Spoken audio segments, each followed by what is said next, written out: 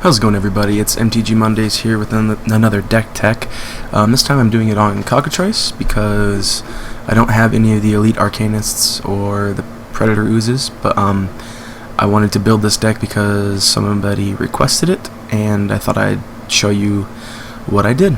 So I'll go over my card choices here just to show you what it is. But the main thing of the deck is to use Elite Arcanist and Ready and Willing, the ready part, to infinitely untap your creatures and add an exponential amount of mana.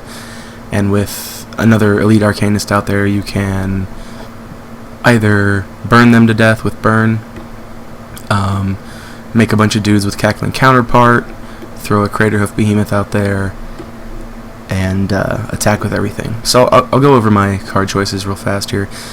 So first off, we have two Craterhoof Behemoths. I threw these in here because with a large amount of mana and a lot of creatures that this deck runs, it's really nice to throw this guy out there and do a lot of damage with him. And being able to untap all your creatures also and give them lifelink with the other side of Willing is really funny, because you not only do a tremendous amount of damage with him, you also gain that back. So even if he only gives them +3, you can still give them a lot of you still do a lot of damage with him. Predator Ooze is a very good early game threat for the deck, which I found it kind of needed. So it's a really good early game threat. Just throw it out there and it just sits around and gets larger.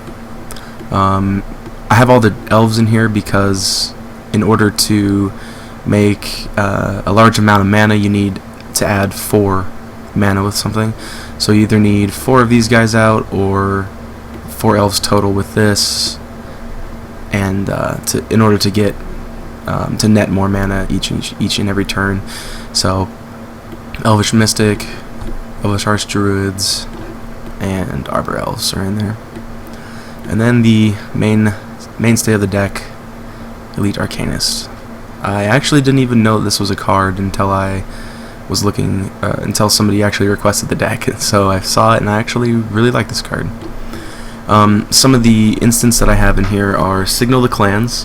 I only have 2 in here right now because in order to get Elite Arcanist, I have to get this. I usually choose Craterhoof and like Predator Ooze or something else, and so it's random if I get it or not because of what it says. You put one at random into your hand, but so that's just a chance to get it, which is it's okay. Cackling Counterparts are amazing, especially with the infinite mana combo and being able to untap everything. Pretty much permanently and just make a bunch of copies of things. It's pretty nuts. I have AEtherize just to prevent attacking creatures, which is nice. So you can throw that out on an early Arcanist and then and just Cackling Counterpart it later to get another copy of Arcanist into play. Turn and Burn to handle other pesky stuff like Predator Ooze and Thragtusk and all that. And the main other combo part of the deck is Ready and Willing. So Ready says, creatures you control are indestructible this turn, untap each creature you control. And then the other side is creatures you control gain Death Touch and Lifelink till the end of turn. The cool thing with Arcanist is that if you put a split card on it, when you copy the exiled card, you actually, with the fuse mechanic, you can't use. So you have to either choose Ready or Willing. And what you do is you choose Ready until you want to attack all out and have some lifelink, and then you choose Willing, and then you just attack and swing. The deck has, let's see, the deck has 23 lands total, with 4 islands, 2 Sulfur Falls, 2 mountains, 7 forests, and 4 breeding pools and 4 Hinterland Harbors. It's a pretty solid mana base. I found I really have all the mana I need with the elves for the green. The forests are just there for insurance, but the dual lands are pretty nice to have. The price point for this deck really isn't all that expensive. Probably the most expensive thing in the deck itself is the Craterhoof Behemoths and possibly the Predator Ooze. Other than that, everything else is pretty cheap. Reading Willie, I know, is pretty much like $1. And I mean, breeding pool and stuff are pretty expensive, so this deck really isn't all that expensive to make. I actually made 2 different Arcanist decks, one being a red, green, blue, and this one being red, white, blue. This one's more of a control deck in the sense of playing Silence, Cackling Counterpart again in here, and putting him on a clock with Boros Charm. So I'm going to go over this really fast, and this one is not budget at all. There are a few expensive cards in here, but it's still not incredibly expensive to make. So I'll go over my choices here. Augur of Bolas, I put this in because I really needed some other creatures other than the Arcanist in here. I put this guy in just because I do play a lot of instants, and I will get something from it usually. So it's always nice to pad your hand with extra instants when you have them. So I put 2 of those in there just because I found out I needed something else in there. Arcanist, of course, just because it's good. Boros Charm, because with an Arcanist out there, they have to deal with it or they're on a 5-turn clock, which is pretty cool. And the cool part about Arcanist is that you actually don't have to pay the mana cost. Like, for instance, red and white, you can pay double blue for a Boros Charm just because it has X right here. And then with that, you can also play stuff like Far and Away.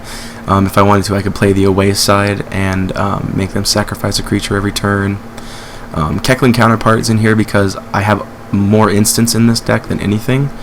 So being able to copy an Arcanist and have probably 7 of them out there, one with Rewind on it, Boros Charm, Silence, and Azorius Charm, you pretty much lock down the game. AEtherize, again, to throw on Arcanist and pretty much always prevent attacking. Rewind is probably the best counterspell to put on Arcanist because it gives you it's a free counterspell, and it also lets you use another Arcanist if you have limited lands. Dissipate's nice just because it exiles things. Azorius Charm, I use it primarily to put the attacking or blocking creature on top of the library and then to draw a card at the end of their turn if they don't do anything. And then the other kind of combo, I guess you can call it, with the deck is being able to silence your opponent every single turn so they can't actually play a card. So that's kind of nice. Other than instants, really, because if you play this, they can just play an instant. But as for lands, this one has... Let me just load this really fast. This one has 24 lands. So 2 Sulfur Falls, 3 mountains, 2 plains, and looks like 5 islands. 4 steam vents, 4 hallowed fountains, and 4 glacial fortress. These are really only in there because if I need to cast stuff like Boros Charm or Silence, I guess more just Boros Charm. If I need to cast that, then I'm able to. Some things I might change in the deck is take out 2 Dissipates for a Turn and Burn, because Turn and Burn is pretty good. Other than that, I like the way it is right now. I also have 2 Planeswalkers in form of Ral Zarek. Being able to use 2 Arcanists in a turn is kind of nice. So if you have him out there and you have Boros Charm and 4 mana open, you can hit him for 8, so that's kind of nice. And that's the reason I only have 2 in there. So, well, guys, tell me what you think. Make sure you let me know what you want me to build next. Throw me out an idea like... I forgot your name. I want to say it was Snorlax Pulls? Yeah. Snorlax Pulls actually was the one that asked me to do this, so make sure you leave me some comments and throw me some ideas on a deck that you guys want me to build, and